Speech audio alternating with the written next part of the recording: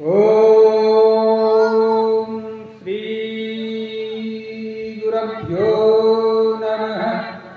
हरि ओम।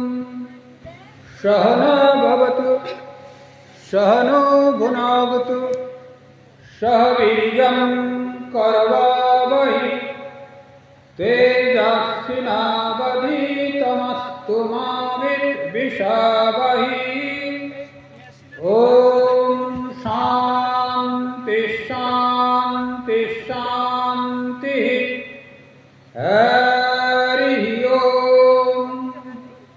शन्नो मित्रः संवरुणः शन्नो भगवत्तर्जमा शन्नो इंद्रो बृहस्पतिः शन्नो विष्णुरुक्रमः। नमो ब्रह्मणे नमस्ते वाय त्वमेव प्रत्यक्षं ब्रह्मोऽसि त्वमेव प्रत्यक्षं ब्रह्म बोधिस्वामि ऋतं बोधिस्वामि। तन्नाम अवतु तद्भगत्वारम् अवतु अवतु माम् अवतु भगत्वारम्। ओम शांति शांति शांति। हरि ओम। पूर्णमदः पूर्णमिदं पूर्णात् पूर्णमुदच्यते पूर्णस्य पूर्णमादाय पूर्णमेवावशिष्यते। ओम शांति शांति शांति। हरि ओम। असतो सद्गमय तमसो ज्योतिर्गमय मृत्युर्मा अमृतं गमय। ओम शांति शांति शांति। हरि ओम। उपस्थित ছোট নলদার গ্রামবাসী বৃন্দ, উপস্থিত ভক্তমণ্ডলী এবং মায়েরা, সনাতন ধর্মাবলম্বী মায়েরা, আপনাদের সকলকে আমার গৈরিক অভিনন্দন এবং আন্তরিক শুভেচ্ছা। আজকে লোকনাথ বাবার তিরোধাম দিবস উপলক্ষে একটি ধর্মীয় আলোচনার এরা ব্যবস্থা করেছে। তা আমি আসতে পেরে সুখ অনুভব করছি। আপনাদের সব কল্যাণ কামনা করি। এখন ধর্ম, আমাদের এটাকে সনাতন ধর্ম বলে। সনাতন ধর্মের বিষয়ে একটু আলোচনা করব, তারপর গীতা পাঠ করা হবে, গীতার বিষয়ে চলে যাওয়া হবে। সনাতন কথার অর্থ হচ্ছে যা আমাদের বরাবর আছে, বরাবর থাকবে। সৃষ্টি রহস্য কেউ জানে না, অর্থাৎ অপৌরুষেয়। পুরুষ দ্বারা সৃষ্টকে ধর্ম বলে পৌরুষেয়, আর অপৌরুষেয় হচ্ছে পুরুষ দ্বারা যা সৃষ্ট হয়নি। ধরুন একটা কুকুর কেউ খুঁড়েছে এখানে, ধরুন রায় পুকুর বা রায় দিঘি বলা হয়। রায়েরা জমিদার ছিল, তারা খুঁড়েছে। পাল পুকুর বা পাল দিঘি বলা হয়। পালেরা খুঁড়েছিল, তার নাম পাল দিঘি।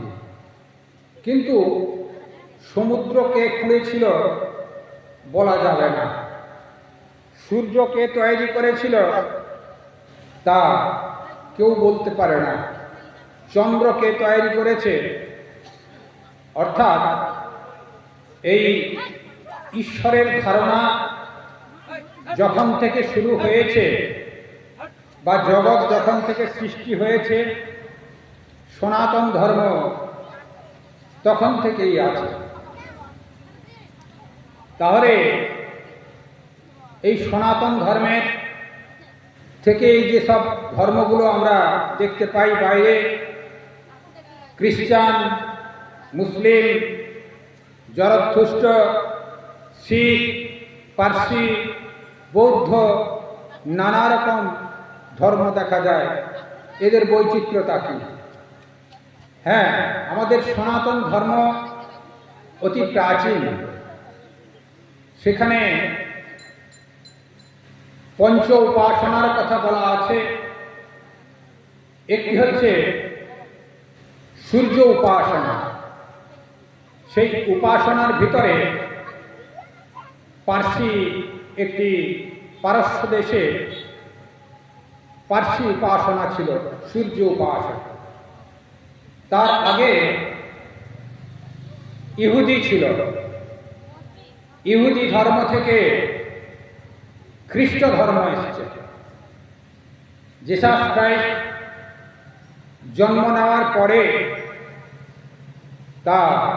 তিনি খ্রিস্ট ধর্ম করেছেন। খ্রিস্ট ধর্ম থেকে মুসলিম ধর্ম এসেছে। হযরত মুহাম্মদ খ্রিস্ট ধর্মে জন্মগ্রহণ করেছিলেন।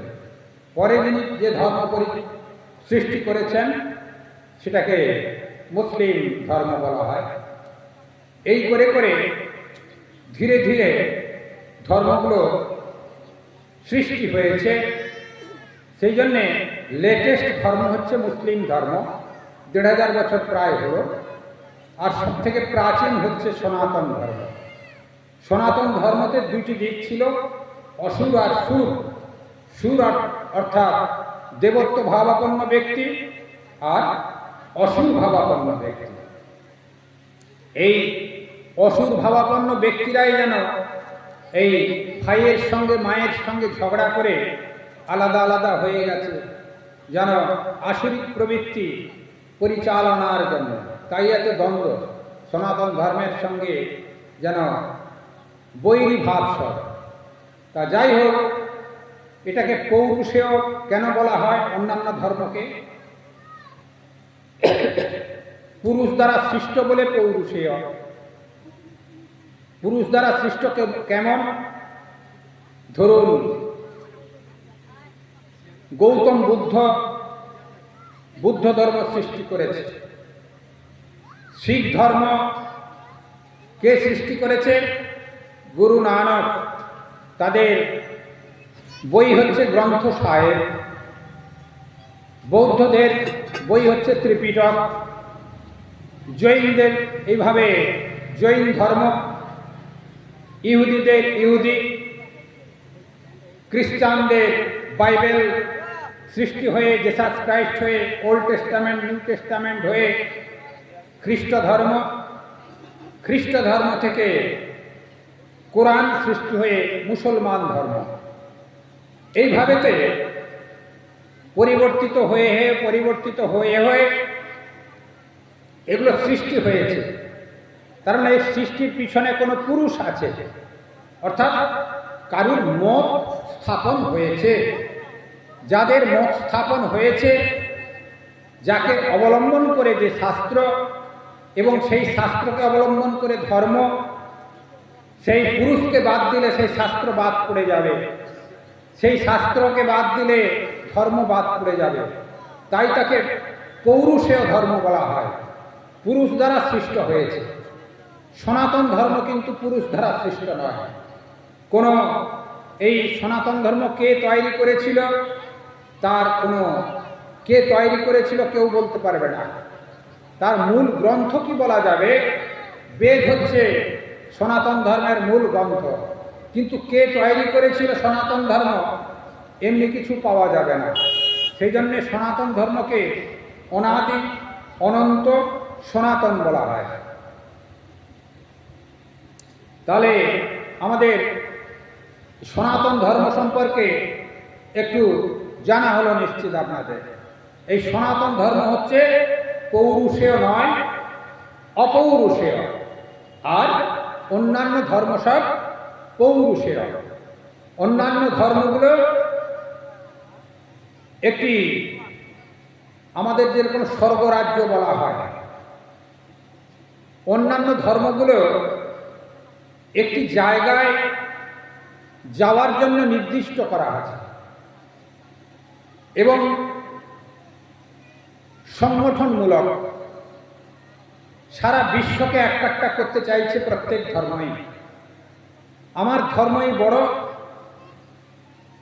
আমি সবকে গ্রাস করে ফেলব। কিন্তু সনাতন ধর্মের বৈশিষ্ট্য তা নয়। সনাতন ধর্মের বৈশিষ্ট্য হচ্ছে উদারতা, সহনশীলতা এবং উপলব্ধির বিষয়। অপরকে গ্রাস করা নয়, অপরকে ভালোবাসা এবং অপরের অন্তরাত্মার সঙ্গে আমাদের অন্তরাত্মার যোগ স্থাপন, এটি সনাতন ধর্মের মূল লক্ষ্য। তা সেই জন্যে গোষ্ঠীমূলক কোনো ধর্ম নয়। যারা অনন্তে চিন্তা করবেন, যারা আত্মা চিন্তা করবেন, যারা বৈদান্তিক ভাবনায় থাকবেন, তারা প্রত্যেকেই সনাতন।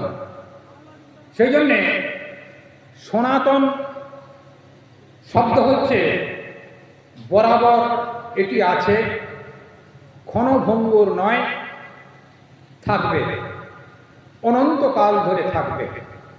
সেই জন্য সনাতন ধর্ম মূল ধর্ম। সনাতন ধর্মতে জন্মগ্রহণ করে স্বামী বিবেকানন্দ বলেছিলেন, তোমরা হিন্দু ধর্মে জন্মগ্রহণ করেছ, গৌরব অর্জন করবে, তোমরা গর্ব অনুভব করবে।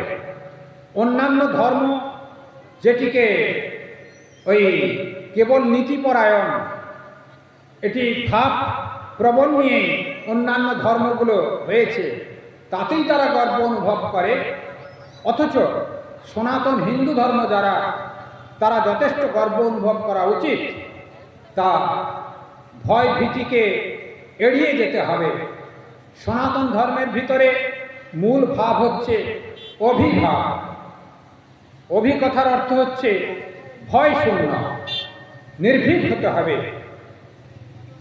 নির্ভীক হওয়া মানে বাচ্চা ছেলে কি ইয়াং জেনারেশন বাবা মাকে মানবে না, সেটি কিন্তু নির্ভীকতা নয়, সেটি উচ্ছৃঙ্খলতা। নির্ভীকতা নিজের আত্মাকে বিশ্বাস করে, নিজেকে বিশ্বাস করে এবং ঈশ্বরকে বিশ্বাস করে সর্বভূতে প্রেমময় ঈশ্বর দর্শন করে এগিয়ে যাওয়া, সেটি সনাতন ধর্মের মূল কথা। ভয় শূন্য হওয়া, ভয় শূন্য হওয়াই সনাতন ধর্মের মূল কথা। এই সনাতন ধর্ম অপৌরুষেয় যেটি আলোচনা হলো, এটি বেদ প্রমাণ। বেদ প্রমাণ কেমন? বেদ কথার অর্থ হচ্ছে বীজ ধাতু থেকে বেদ এসেছে। বীজ মানে জ্ঞান, জ্ঞানের সমষ্টি যেখানে বিদ্যমান, জ্ঞানের ভাবরাশিগুলি যেখানে বিদ্যমান, তাকে বেদ বলা হয়। বেদে দু চারটি মতবাদ আছে তা নয়, অভিভাবের ভিতর দিয়ে, অভয়ভাবের ভিতর দিয়ে আত্মসন্দর্শনের কথা বলা হয়েছে। এ জন্মে যদি কিছু নাও হয়, সামনে জন্মে হবে। পুনর্জন্মের কথা বেদ বলে। অন্যান্য ধর্ম পুনর্জন্ম মানে না, তবে গৌতম বুদ্ধ পুনর্জন্ম মানেন, জৈনরা কিছুটা মানেন। আর বাইরের যেসব ধর্মগুলো নামান্তর মাত্র, তারা পুনর্জন্ম মানে না। সেই জন্যে সনাতন ধর্ম অন্যান্য ধর্ম থেকে এটি মূল পৃথক। এটি হচ্ছে পুনর্জন্মবাদ, উপলব্ধিমূলক বিষয়। আর অন্যান্যরা পুনর্জন্ম মানে না, কেবল স্বর্গরাজ্য মানে এবং গোষ্ঠীমূলক ব্যক্তি, অর্থাৎ আমি সমস্ত কিছু হয়েছি, আমি সমস্ত কিছু হয়েছি ভালো জিনিস, কিন্তু আমি এই সবাইকে একাট্টা করে নেব, এটি সম্ভব হয় না। বৈচিত্র্যতাই সনাতন ধর্মের মূল। তা সেই জন্যে সনাতন ধর্মের মূল শাস্ত্র হচ্ছে বেদ। এবার এই বেদ, শুধু বেদ আমাদের মূল শাস্ত্র বললে হবে না, বেদকে অবলম্বন করে আরো দুটি শাস্ত্র আছে। আজকে যেমন গীতা পাঠ হবে, গীতা একটি শাস্ত্র আছে, আর একটি ব্রহ্মসূত্র বা বেদান্ত দর্শন আছে। বেদকে বলা হয় শ্রুতি। তখনকার দিনে লিখে লিখে হতো না, শিষ্যরা বসত, গুরুদেব বলে দিতেন, তা গুরুদেব যা বলে দিতেন শিষ্যরা একবার শুনেই তা মনে রাখতেন, তাই শ্রুতি বলা হতো। বেদ হচ্ছে শ্রুতি প্রস্থান। তারপরে আর স্মৃতি প্রস্থান হচ্ছে গীতা, ন্যায় প্রস্থান হচ্ছে ব্রহ্মসূত্র বা বেদান্ত দর্শন। আমাদের হিন্দু মাত্রেই এই তিনটি শাস্ত্র, বেদ, ব্রহ্মসূত্র, গীতার একটু পড়তে হবে, নচে শ্রবণ করতে হবে। হয় নিজেদের অধ্যয়ন সাধ্যায় করতে হবে, না পারলে গুরু ধরে, গুরুজন ব্যক্তিকে ধরে, নচে শ্রবণ করতে হবে। যেরকম আজকে একটু ধর্মীয় কথা হচ্ছে, আপনারা বসে শ্রবণ করছেন, একজন পাঠ করবেন, অপর সকলে শ্রবণ করবেন। এভাবে শ্রবণ করলেও কিছু হবে। সেই জন্যে প্রস্থানত্রয়ের আমাদের জন্মগ্রহণের পরে মৃত্যু পর্যন্ত শতায়ু পুরুষ, 100 বছরের ভিতরে মানুষের শরীর চলে যাবে। কেউ 60, 70, 80, 90, 100, বড় জোর 110, ব্যালেন্স করে 110। এই লোকনাথ বাবা 160 বছর বেঁচেছিলেন, এক্সেপশনাল ধরুন। সেই জন্যে শতায়ু পুরুষ উপনিষদ বলছেন, 100 বছর পুরুষের আয়ু। 100 বছরের বেশি আর হচ্ছে না, তো তার ভিতরে আমাদের আয়ু শেষ। তা আয়ু যদি শেষ হয়ে যায়, মৃত্যু যখন আসন্ন, জন্মের পরের থেকে একদিন করে কমে যাচ্ছে আপনার জীবন ধারণ ক্ষমতা। শরীর যখন যাবে, তা আমাদের আমি কে, কোথা থেকে এসেছি, কোথায় যাব, আমার জগতে করণীয় কি, এগুলি মনে মনে জিজ্ঞাসার প্রশ্ন একান্ত প্রয়োজন। মানুষের যদি ভিতরে এই জিজ্ঞাসা না আসে, তাহলে ওই মনুষ্যত্ব, মুমুক্ষুত্ব মহাপুরুষ সংশ্রয় হবে না। মনুষ্যত্ব মানে অন্যান্য জীব থেকে মানুষ রূপে আসা, সেই ভাবনা তার ভিতরে চরিতার্থ হবে না। আর মনুষ্য জন্ম লাভ করলেই মুমুক্ষুত্ব, মুমুক্ষুত্ব মানে মুক্তি লাভের ইচ্ছা, অর্থাৎ আহার, নিদ্রা, মৈথুন, ভয়। আহার মানে জন্মগ্রহণ করলেই শিশু মায়ের স্তন পান করে, আর একটু বড় হলে ভাত খায়, আবার একটু বড় হলে হোটেলে খায়, কি নানা রকম ব্যঞ্জন পরিপাটি করে খায়। আহার, খেলে বেশি খেলেই বা খেলেই নিদ্রা যাবে, 24 ঘন্টায় কিছু সময় নিদ্রিত হবে। মৈথুন, যুবক বয়স হলে সংসার শ্রীবৃদ্ধি করবে। ভয়, তাকে যদি মারতে যায় বা আক্রমণ করতে যায় সে ভয় পাবে।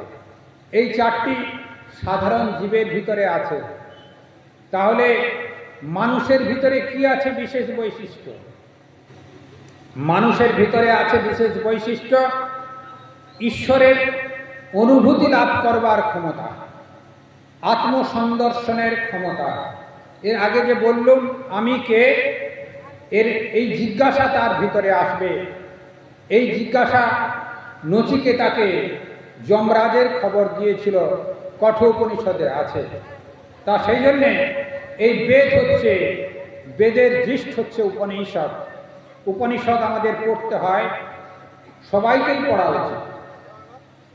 তা সেই জন্যে আমাদের ওই মহাপুরুষ সংশ্রয় অর্থাৎ মুক্তি লাভের ইচ্ছা যখন আসবে তখন মহাপুরুষ অর্থাৎ কাকে বলে মহাপুরুষ? যিনি ভূত, ভবিষ্যৎ, বর্তমান উপলব্ধি করতে পারেন, যিনি শিষ্যকে ঈশ্বরের সমীপে নিয়ে যেতে পারেন, কাছে নিয়ে যেতে পারেন, নচেৎ সর্বত্যাগী সন্ন্যাসী, তাকে জগৎগুরু বলা হয়, তাকে মহাপুরুষ বলা হয়। আমাদের লোকনাথ বাবাও মহাপুরুষ ছিলেন, চৈতন্য মহাপ্রভু ছিলেন, শ্রীরামকৃষ্ণ পরমহংসদেব অবতার পুরুষ মহাপুরুষ ছিলেন, স্বামী বিবেকানন্দ মহাপুরুষ ছিলেন, সারদা মা মহাপুরুষ ছিলেন, শ্রীরামচন্দ্র মহাপুরুষ ছিলেন, অবধূত মহাপুরুষ ছিলেন। তা এইভাবেতে ভগবান শ্রীকৃষ্ণ মহাপুরুষ ছিলেন।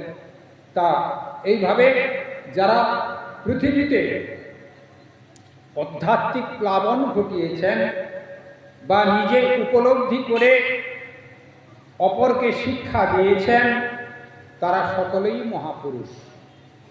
তারাই গুরু হওয়ার যোগ্য। ঘরে ঘরে দীক্ষা দিলাম, চাল কিছু একটা টাকা কামাইয়ের জন্যে, একে গুরু বলে না, একে পয়সা কামানো বলে।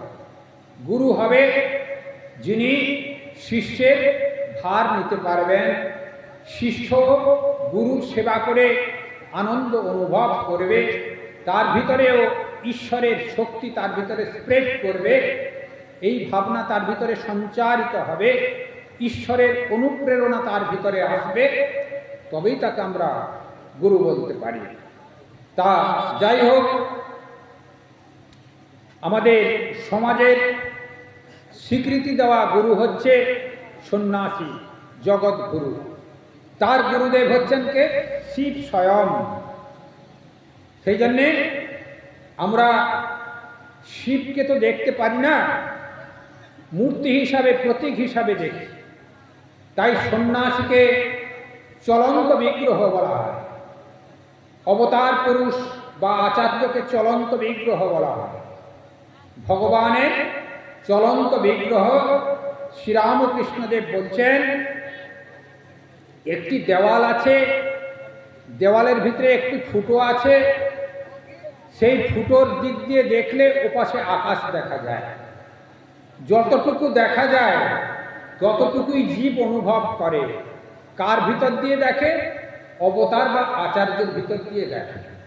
পুরোটা দেখতে পারে না জীব, সাধারণ জীব, কিন্তু অবতারের ভিতর দিয়েও কিছুটা দেখা যায়। সেই জন্যে যারা ঈশ্বর দর্শন করতে পারে না, তারা সাধু মহাত্মাকে দর্শন করলেও ঈশ্বর দর্শনে সামিল হবে। গুরুর, সদ্গুরুর দর্শন করলেও ঈশ্বর দর্শনে সামিল হবে। এটি শাস্ত্র বলছেন, শ্রীরামকৃষ্ণদেব বলছেন। এই জন্যে সনাতন ধর্মের ভিতরে প্রস্থানত্রয় হচ্ছে মূল শাস্ত্র, বেদ, ব্রহ্মসূত্র, গীতা আমাদের অধ্যয়ন করা, নচেৎ শ্রবণ করা একান্ত প্রয়োজন। আশা করি আমরা প্রত্যেকে এই বেদ, ব্রহ্মসূত্র, গীতার যেখানে যা অনুষ্ঠান হয় কিছুটা সময় দিয়েও আমরা চেষ্টা করব শ্রবণ করার, নচেৎ ঘরেও একটা গোষ্ঠী করে শাস্ত্র অধ্যয়ন একজন করবে, অন্যান্যরা শ্রবণ করবে। নিত্য পয়সা কামানোর ঝোঁক বুড়োকাল পর্যন্ত নাতি ঘাড়ে চেপে পেচ্ছাপ করে, বৌমা যদি না দেখতে পারে ঝাঁটা নিয়ে একটু পেটাইও করে শ্বশুরকে, কখনো কখনো খাওয়ার বন্ধ করে বারান্দায় বসিয়ে রাখে। সেগুলো উপলব্ধি নিশ্চিত আপনাদের ভিতরে আছে। সেই জন্যে এইসব উপলব্ধি প্রত্যেকের ঘরে থাকে কম বেশি। বিরাট অর্থের প্রতিপত্তি থাকলেও সেবা অনেকে পায় না, আবার অনেকের সেবা পেলেও আর্থিক অবস্থা সংকট থাকে। কিন্তু ভগবানের নাম বা ভগবানের স্মরণমনন অর্থ কমেতেও হয়, বেশি অর্থের ভিতরেও করা যায় যদি আমাদের মনের ইচ্ছা থাকে। সেই জন্যে মনের ইচ্ছাকে প্রস্ফুটিত করে আমরা একটু আত্মচেতনায় দিকে এগিয়ে যাব। নিজেকে আমি জন্মগ্রহণ করেছি কেন, আমার জগতের কর্তব্য কি, এইটুকু জানার আমরা চেষ্টা করব। তা ধর্ম তাহলে কি হলো? এতক্ষণ আমরা সনাতন ধর্ম, সনাতন সম্পর্কে আলোচনা করলাম। ধর্ম তাহলে কি? ধর্মের ভিতরে একটি গোপন রহস্য আছে। আমি কে যেটি বললাম সেটি হচ্ছে ঈশ্বর। ঈশ্বর কি? সত্য স্বরূপ। সত্য স্বরূপ হচ্ছে ঈশ্বর। তা এই ঈশ্বরকে পাবার যে পথ, তাকে আমরা ধর্ম বলি। কিরকম? ঈশ্বর হচ্ছেন সত্য স্বরূপ। আমার আত্মা হচ্ছেন ঈশ্বর। তিনি সাকার মূর্তিতে কোনো প্রতীক হিসাবে আছেন, সেটি ঈশ্বর। সেই ঈশ্বরকে লাভের যে পথ, সেটি ধর্ম। তার মানে কি হলো? ঈশ্বর লাভের পথকে ধর্ম বলছে, আচরণকে কিন্তু ধর্ম বলছে না। আমি একটু পরিষ্কার করে জল খাবো কি মন্দিরে দুটো ফুল নিয়ে পুজো করে দিলাম, এইটি ধর্ম নয়। এটি ধর্মের প্রাইমারি পথ। কথা বুঝলো কিনা? ধর্ম হচ্ছে উপলব্ধি, ঈশ্বর উপলব্ধি। ঈশ্বর উপলব্ধি করবার যে পথ, সেটি ধর্ম। সেই জন্যে আমাকে ঈশ্বরকে জানতে হবে, তার পথ হচ্ছে ধর্ম। ঈশ্বরের স্বরূপ সম্পর্কে একটু আলোচনা করে নেব। ঈশ্বর বিষয়টা কি সেটি তো জানতে হবে। ঈশ্বর অবাং মনস গোচরম, বাক্য মনে অতীত। তাহলে আবার সেটি বাক্য মানে কথা বলার দ্বারা তাকে পাওয়া যায় না। এই যে আমি মাইক্রোফোনে বলছি, এর দ্বারা তাকে পাওয়া যাবে না। মনের দ্বারা তাকে পাওয়া যাবে না। অবাং মনস গোচরম, তিনি বাক্য এবং মনের অতীত। তাহলে কি? উপলব্ধি বিষয়। যেরকম ধরুন আপনার ঘরে পায়েস হয়েছিল, পায়েস হয়েছিল, 5 জনকে নিমন্ত্রণ করেছেন, 5 জন পায়েস খেয়েছে, 5 জনকে বসিয়েছেন, যিনি পায়েস খাইয়েছিলেন তিনি জিজ্ঞাসা করছেন, এরে আমাদের ঘরে পায়েসটা কেমন হয়েছিল? সেই লোকটি কি উত্তর দিবে? কি উত্তর দিবে বলুন? ভালো হয়েছিল বলবে, কি খারাপ হয়েছিল বলবে, আর কোনো উত্তর পাবেন না। আকাশটা কেমন দেখেছিলেন? ওই অনেকটা, ওই নীল অনেকটা দেখেছিলাম। সমুদ্র কেমন দেখেছিলেন? ওই অসীম, এপাশ থেকে ওপাশ। অর্থাৎ তার বাইরের জগতে বর্ণনা হয় না, উপলব্ধির বিষয়। ধর্ম, ঈশ্বর হচ্ছে সম্পূর্ণ উপলব্ধির বিষয়, মনের প্রশান্তির বিষয়। অন্যান্য জগতের ফল পাওয়া যায়, ঈশ্বর উপলব্ধিতে বাইরের জগতের কোনো ফল পাওয়া যায় না, কেবল প্রশান্তি পাওয়া যায়, মনের শান্তি এনে দেয়। তাই ঈশ্বরকে সৎ, চিৎ এবং আনন্দরূপে বর্ণনা করা হয়েছে। সৎ কথার অর্থ হচ্ছে অস্তিত্ববান। সৎ মানে অস্তিত্ববান, যা ছাড়া কোনো জীবের কথা বলবার, চলাফেরা করবার, খাওয়ার কি কোনো বায়না ধরবার মায়ের কাছে ছেলে কোনোটাই হবে না। প্রাণবায়ু স্বরূপ, অস্তিত্ববান। চিৎ কথার অর্থ হচ্ছে চৈতন্য সত্তা। চৈতন্য সত্তা কিরকম? আমরা এখানে সবাই বসে আছি, আপনারা বসে আছেন নিচে, আমি বসে আছি ডায়াসে। সব কিন্তু আলাদা আলাদা।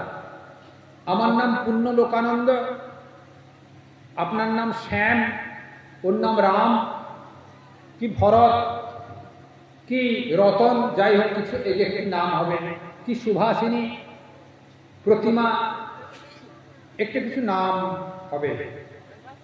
অর্থাৎ যেই নাম দিয়ে তার মা ডাকবে সেই ছেলে বা সেই মেয়ে উপস্থিত হয়, অন্যজনে আসেন। অর্থাৎ নামের সঙ্গে একটি রূপের কল্পনা হয়ে যায় মনের ভিতরে। সেই জন্যে নাম আর রূপের বিকারগ্রস্ত ব্যক্তিরাই জীব। বুঝা গেল? নাম আর রূপের বিকার সংযুক্ত ব্যক্তিরাই জীব, তাকে আমরা বলবো জীবাত্মা। তাহলে জীব চৈতন্য। আর সবার ভিতরে যিনি আত্মারূপে বিদ্যমান, যেমন একটি গামলায় শ্রীরামকৃষ্ণদেবের একটি গল্প আছে, বলি ভালো লাগবে। টাইমটা দেখে নিচ্ছি। শ্রীরামকৃষ্ণদেবের একটি গল্প আছে। এক গামলা জল ছিল, এক গামলা জলের ভিতরে গ্লাস, ঘটি, বাটি সব ডুবানো আছে। তা অখণ্ড জলরাশি গামলার ভিতরে দেখা যাচ্ছে। অখণ্ড মানে খণ্ডিত নয়। কিছুক্ষণ পরে একজন এসে গ্লাসটাকে উপরে তুলল, বাটিটাকে উপরে তুলল, ঘটিটাকে উপরে তুলল। তখন গামলার জল থেকে ঘটির জল, বাটির জল, গ্লাসের জল আলাদা হবে কিনা? অর্থাৎ একই গামলার জল, ঘটির জল, গ্লাসের জল, বাটির জল আলাদা হয়ে গেল। আবার কিছুক্ষণ পরে যদি তাকে থাপ্পড় মেরে দেওয়া যায় বা আন্দোলিত করা যায়, ঘটি, গ্লাস, বাটি সব জলের ভিতরে ডুবে যাবে গামলার জলে। যেই ঘটি, বাটি, গ্লাসটা উপরে তোলা হয়েছিল তখন খণ্ডিত জলরাশি হয়েছিল, জীবাত্মা হয়েছিল, নাম রূপের জল হয়েছিল, ঘটির জল, বাটির জল, গ্লাসের জল। আবার সেটিকে যখন থাপ্পড় মেরে নিচে দিয়ে দেওয়া হলো তখন আবার অখণ্ড গামলার জল হলো কিনা?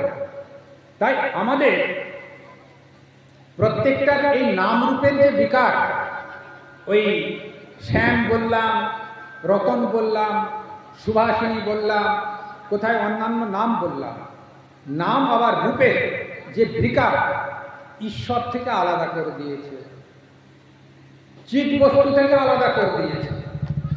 ঈশ্বর হচ্ছে সমষ্টি চৈতন্য, গামলার জলের মতো। সবার ভিতরে যে আত্মা আছে সেই সমষ্টি চৈতন্য হচ্ছেন ঈশ্বর, চিৎ স্বরূপ, তিনি সবার ভিতরে আছেন। আর জীবাত্মা হচ্ছে আমরা খণ্ডিত খণ্ডিত হয়ে আছি। আমাদের থাপ্পড় মেরে যেরকম গ্লাস, বাটি আর ঘটিকে জলের ভিতরে ডুবানো হয়েছিল, আমাদের করতে হবে কি? সাধন ভজন করতে হবে। সাধন ভজন করে থাপ্পড় মেলে যাবে না। থাপ্পড় মারা মানে আত্মহত্যা করা, আত্মহত্যা করলে মহাপাপ হবে। সাধন ভজন করে আমাদের অখণ্ড সত্তার সঙ্গে মিলন হতে হবে, তবে আমরা স্বরূপকে জানতে পারব। আমি কে, বা সেই চিৎ চৈতন্য সত্তা, অখণ্ড চৈতন্য সত্তার সঙ্গে মিলন হবে। এই জীব চৈতন্য সাধন ভজনের ভিতর দিয়ে অখণ্ড চৈতন্য সত্তার সঙ্গে মিলন হতে পারবে। সাধন ভজনের প্রক্রিয়া বিভিন্ন আছে, আজকে আবার সময় বেশি নয়। প্রক্রিয়া বিভিন্ন আছে, কর্ম, ভক্তি, জ্ঞান, যোগ। যেরকম আমাদের লোকনাথ বাবা যোগী ছিলেন, শ্রীরামকৃষ্ণদেব কর্ম, ভক্তি, জ্ঞান, যোগ সবই সমন্বয় করেছিলেন। স্বামী বিবেকানন্দ সমন্বয় করেছিলেন। এইভাবে অবতার বা আচার্য পুরুষ যারা আছেন তারা কর্মভক্তি জ্ঞানকে সমন্বয় করেন। আর যারা সাধক তারা যে কোনো একটি প্রক্রিয়াকে অবলম্বন করে সাধনায় সিদ্ধি লাভ করেন। তা লোকনাথ বাবা তিনি যোগী ছিলেন, মহাপুরুষ ছিলেন। তা আমরা আর ঈশ্বর আরেকটি স্বরূপ কি? আনন্দ। সদ আর চিৎ হলো আনন্দ। আনন্দ কিরকম? সুখ দুঃখের অতীত অবস্থা হচ্ছে আনন্দ। আপনাদের কারুর হয়তো পেট খারাপ বেশি হয়, অথচ সিংড়া আর চপ খাবার ইচ্ছা বেশি জাগে। কারুর কারুর হয় নিশ্চিত, আসরে থাকলেও কারুর কারুর হয়, এক দুজনের তো নিশ্চিত হাত তুললে পাওয়া যাবে। যাই হোক, হাত তুললে দরকার নেই হাত তোলার। তা যার ইচ্ছা থাকে পেট খারাপ সত্ত্বেও সেই ইচ্ছার বহিঃপ্রকাশ হচ্ছে দোকানে গিয়ে চপ আর সিংড়া খাওয়া। চপ আর সিংড়া খাওয়ার পরে পেট খারাপ হলো, অর্থাৎ চপ আর সিংড়া খাওয়ার জন্য সুখ অনুভব হয়েছিল। চপ সিংড়া যদি খেতে মা পয়সা না দেয়, মায়ের উপরে রাগ, দুঃখ। চপ সিংড়া পেলে আনন্দ হলো, আনন্দ নয় সুখ অনুভব হলো। এই সুখ অনুভব হলো এই জগতে। আর চপ সিংড়া বেশি খেয়ে পেট খারাপ হলো মানে দুঃখ হলো, ডাক্তারের কাছে যেতে হবে। আর ডাক্তারের কাছে ঔষধ দেবে ঠিকই, পয়সা খরচা, তার থেকে নিজের কষ্টভোগ বেশি। সেই জন্যে দুঃখ এবং সুখ, সুখ এবং দুঃখ এই জগতের ভিতরে ওতপ্রোত জড়িত। সেই জন্য সুখ দুঃখের অতীত অবস্থা হচ্ছে আনন্দ, যা ঈশ্বরকে অনুভূতি করে, ঈশ্বরকে সাধন ভজন করে, শাস্ত্রকে অবলম্বন করে পাওয়া যায়।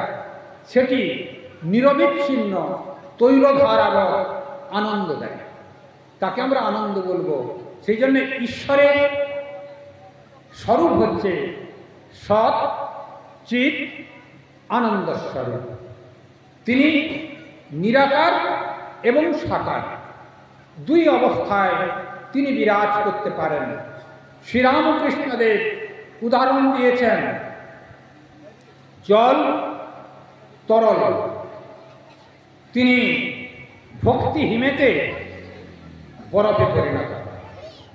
অর্থাৎ জল ভক্তি হিমেতে বরফ হয়ে যায়, তেমনি এই নিরাকার ঈশ্বর ভক্তদের ভক্তির ভিতর দিয়ে তিনি সাকার মূর্তি ধারণ করেন।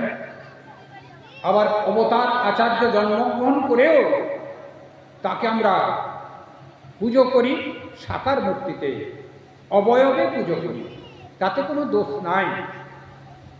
আর সেই সাকার মূর্তি জ্ঞান সূর্য উঠলে গলে জল হয়ে যায়।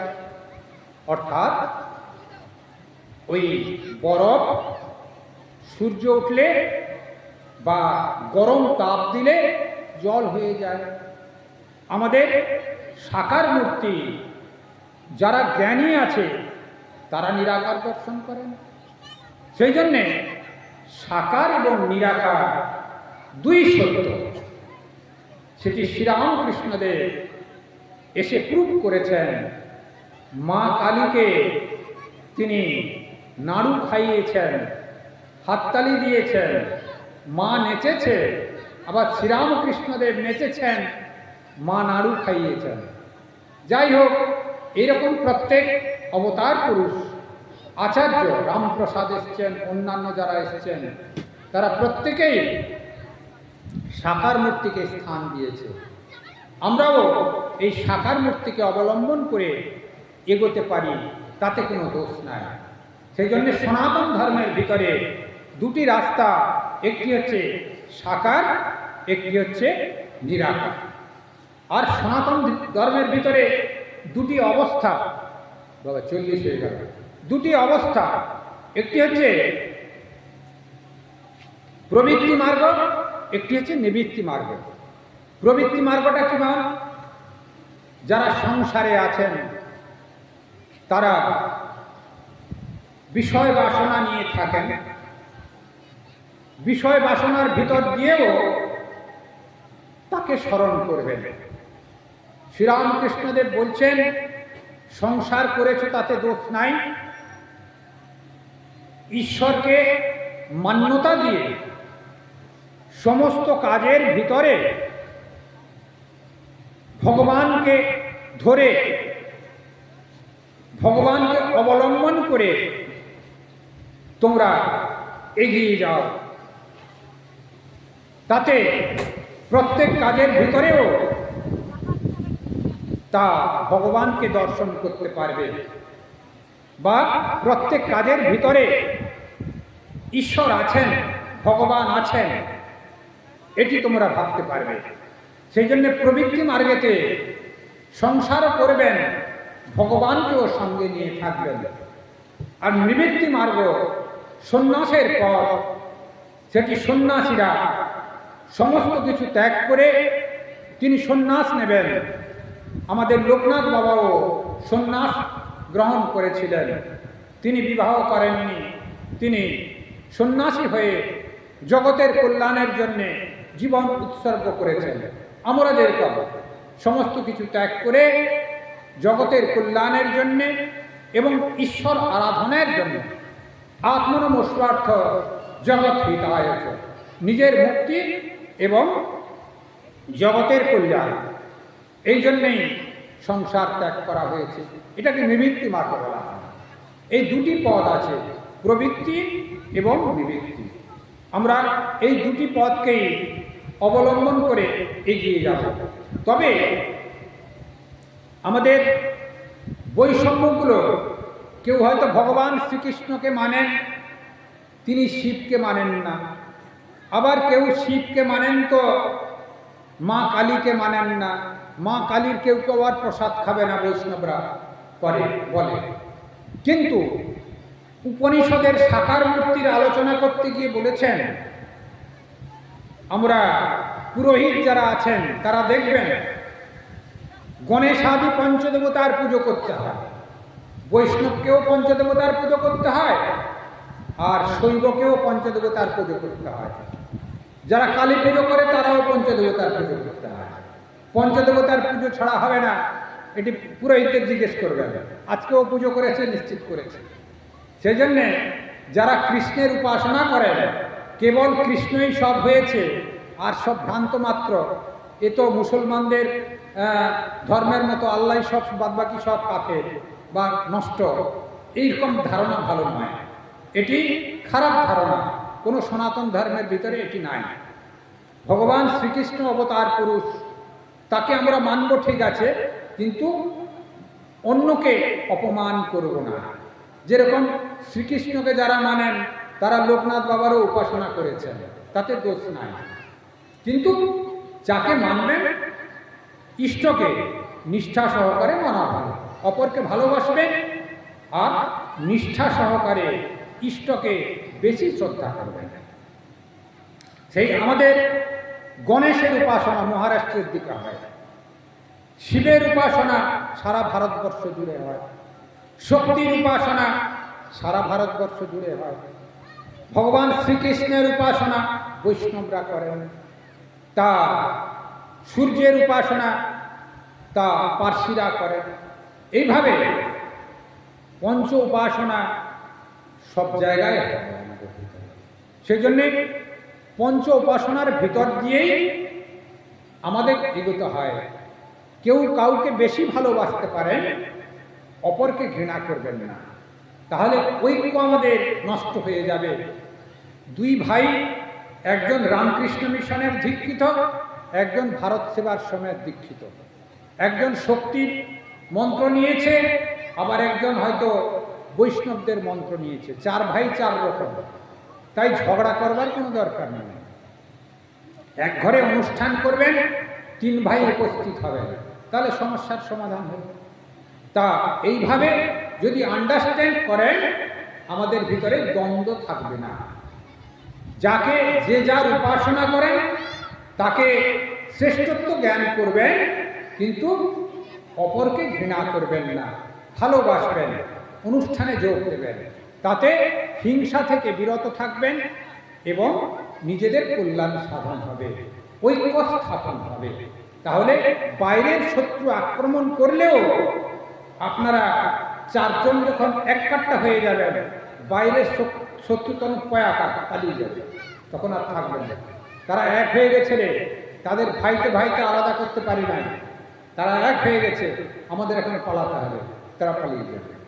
সেই জন্যে আমরা এক কাট্টা হয়ে চলব, তাহলে আমরা ভালো থাকতে পারব। আর একটি দুটি কথা বলে ধর্মীয় আলোচনা আজকে শেষ করব, গীতা পাঠে চলে যাব। আমাদের গৃহস্থ লোকে আমি তো সন্ন্যাসী, আমরা মানে এখানে আপনাদের কথা বলা হচ্ছে, যারা গৃহে বসবাস করেন তারা গৃহী, সংসারী বা সংসারী, কেউ সংসার না করলেও গৃহে বসবাস করেন, মা বাবাকে কেউ দেখছেন, সেও গৃহে বসবাস করেন, সেও গৃহী। তাদের 5টি যজ্ঞ করতে হয়, অবশ্যই করতে হবে 5টি যজ্ঞ। তো 5টি যজ্ঞ হচ্ছে কি? ঋষি যজ্ঞ, পিতৃযজ্ঞ, দেবযজ্ঞ, ভূতযজ্ঞ, নৃযজ্ঞ। এই 5টি যজ্ঞ অবশ্যই করণীয়। ঋষি যজ্ঞ কাকে বলে? আমাদের সদ্গুরুর কাছ থেকে মন্ত্র দীক্ষা গ্রহণ। সদ্গুরু মানে ঘরে ঘরে দীক্ষা দিয়ে যাবে তা নয়, যারা সন্ন্যাসী আশ্রমবাসী তাদের কাছ থেকে মন্ত্র দীক্ষা নেবেন, দিয়ে সাধন ভজনের পথ বলে দেবে, সাধন ভজন করবেন। এটি ঋষি যজ্ঞ। সে গুরুকে কখনো কিছু দিলেন, উৎসবে যোগ দিলেন, মূল হচ্ছে সাধন ভজন করা, এটি হচ্ছে ঋষি যজ্ঞ। তারপরে হচ্ছে পিতৃযজ্ঞ। পিতৃযজ্ঞ মানে হচ্ছে পিতামাতার সেবা করা, পিতামাতার শরীর চলে গেলে শ্রাদ্ধ বা শান্তি সস্তায়ন করা, এগুলো পিতৃযজ্ঞ মানে পিতৃমাতৃযজ্ঞ উভয়। দেবযজ্ঞ মানে আমাদের সূক্ষ্ম শরীরে কতগুলি শুভ শক্তির পরিচয়ক আছে, সেই শুভ শক্তিকে আমাদের আশীর্বাদ নেবার জন্যে এই যে পুজো আর্চা হলো, এটা দেবযজ্ঞ। আজকে পুজো হলো, ধরুন দেবযজ্ঞের ভিতরে করে। হোমযজ্ঞ করা হচ্ছে, দেবযজ্ঞের ভিতরে করে। এগুলি সংকল্প করে পূজা অর্চা হোমযজ্ঞ করলে সেখান থেকে সূক্ষ্ম স্তরে একটু আশীর্বাদ হয়, যাতে আমরা বিপদ থেকে মুক্ত হতে পারি এবং কার্যে সিদ্ধি লাভ হতে পারি। তাই ওটাকে দেবযজ্ঞ বলা হচ্ছে, পূজা অর্চনা এবং হোমযজ্ঞ। ভূতযজ্ঞ, মানুষ বাদ দিয়ে অন্যান্য সব দিককে ভূত বলা হয়।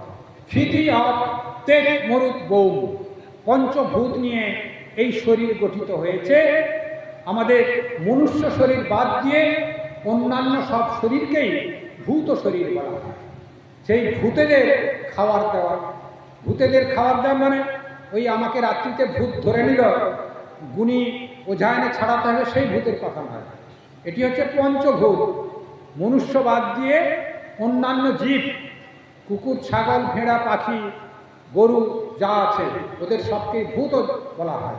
তাদের যোগ্য মানে তাদের সেবা করা। এটা কুকুর ঘরের পাশে ঘুরে বেড়াচ্ছে, আমি খাওয়ার নষ্ট করছি, সেই নষ্ট খাবারটা দুটো কুকুরকেও দিতে পারি। তাতে কুকুরটার পেট ভর্তি হলে রাত্রিতে চোর এলে সে তাড়াবে। একটি কুকুরকে যদি খেতে দেয়, সে গ্রামে পাহারা দেয়। কুকুর কখনো শত্রুতা করে না, পাগল না হয়ে গেলে। যে গ্রামে দু চারটে কুকুর রেখেছেন দেখবেন, সেই গ্রামকে তারা পাহারা দিয়ে রেখেছে। চোর এলে আগে তারা সাড়া দিয়ে দেবে। অর্থাৎ প্রভুর খাবার খেলে সে আপনাকে ফেরত দিয়ে যাবে। সেই জন্যে এই ফেলে দেওয়া খাদ্যটুকু কুকুরকে দিলে কোনো দোষ নাই। তার থেকে আরও যদি ফেলে দেন, ওই ধরুন খোসা, ওই ফলের খোসা টোসা, সবজির খোসা, গরুকে দিতে পারে। ভাতগুলো নষ্ট হয়ে যাচ্ছে, পুকুরে ফেলে দিলেন, মাছ খাবে। অর্থাৎ ভূতযজ্ঞ, কিছু অপচয় করতে নাই, এটি হচ্ছে ভূতযজ্ঞ। নৃযজ্ঞ, নৃযজ্ঞ হচ্ছে মানুষের সেবা। অন্যান্য জীব থেকে মানুষ হচ্ছে শ্রেষ্ঠ জীব। এই মানুষের সেবা হচ্ছে এই মানুষের কর্তব্য, মূল কর্তব্য। স্বামীজি বলছেন, এই মনুষ্য জন্মে আমি জন্মগ্রহণ করেছি। কেউ আমাকে ঋষি বলে, কেউ আচার্য বলে, যে যাই বলে বলুক, আমি বারবার জন্ম নিব। প্রত্যেকটা মানুষ যাতে শিবের সঙ্গে একত্ব না অনুভব করে, আমি ততক্ষণ প্রেরণা যোগাতে থাকব প্রত্যেকটা মানুষের ভিতরে। স্বামীজির হৃদয় এমন উদার ছিল। সেই জন্যে বর্তমান যুগ শ্রীরামকৃষ্ণ, মা শারদা, স্বামী বিবেকানন্দের যুগ। স্বামী বিবেকানন্দের বই পড়বেন, দিক খুলে যাবে। শ্রীরামকৃষ্ণদেবের বই পড়বেন, দিক খুলে যাবে। গীতা বা শ্রীরামকৃষ্ণ কথামৃত পড়বেন, দিক খুলে যাবে। তা যাই হোক, তো আমাদের ভিতরে এই নৃযজ্ঞ, মানুষের সেবা, মানুষের সেবা একান্ত প্রয়োজন। মানুষ বিপদে পড়লে তাকে সহযোগিতা করবার জন্য এগিয়ে যেতে হয়। জাতি, ধর্ম, বর্ণ নির্বিশেষে বিপদে পড়লে এগিয়ে যেতে হবে। তবে হ্যাঁ, আপনার উপরে বোমবাস্ট করতে আসছে, তা আপনি তাকে ফুল দিয়ে পুজো করবেন, সেটি হয় না। সেখানে প্রতিহত করতে হবে। প্রতিহত করার পরে যারা বেঁচে থাকবে তাদের বোঝাতে হবে, এটা তোমরা করে ঠিক করো নাই। তোমরা জন্মগ্রহণ করেছ, শাস্ত্র অধ্যয়ন করে শান্তিতে থাকো, আমরাও শান্তিতে থাকব। কিন্তু বিরোধিতা করলে, তার ঘাত করলে প্রতিঘাত দিতে হবে। কিন্তু ইচ্ছে করে প্রতিঘাত দেওয়ার দরকার নাই, ইচ্ছে করে কাউকে অনিষ্ট করবার দরকার নাই। কিন্তু আপনাকে আঘাত করলে আপনাকে প্রতিঘাত করতে হবে। এটা অশাস্ত্রীয় কিছু নয়। সেই জন্যে সবাইকে আমরা আপন করে নেব মানুষের সেবার ভেতর দিয়ে। এটি স্বামী বিবেকানন্দ বেশি বলে গেছেন, সাধারণ সাধকরা বলেন। সাধারণ সাধকরা কেবল উপলব্ধির কথা বলেছেন, আর অবতার পুরুষ বা আচার্যরা জনসেবার কথা বলেছেন, মানুষের ভিতরে ভগবান দর্শনের কথা বলেছেন। আজকে ধর্মীয় আলোচনা এখানেই শেষ করছি। একটু লোকনাথ বাবার বিচার কথা হবে, তারপরে একটু গীতা পাঠে আমরা চলে যাব। তা সর্বে ভবন্তু সুখিনঃ, সর্বে সন্তু নিরাময়া, সর্বে ভদ্রাণি পশ্যন্তু, মা কশ্চিৎ দুঃখমান ভবেৎ। আপনাদের সকলের মঙ্গল হোক, কল্যাণ সাধন হোক, আপনারা ভালো থাকুন। জয় ঠাকুর, জয় মা, জয় স্বামীজি, জয় লোকনাথ বাবা কি জয়।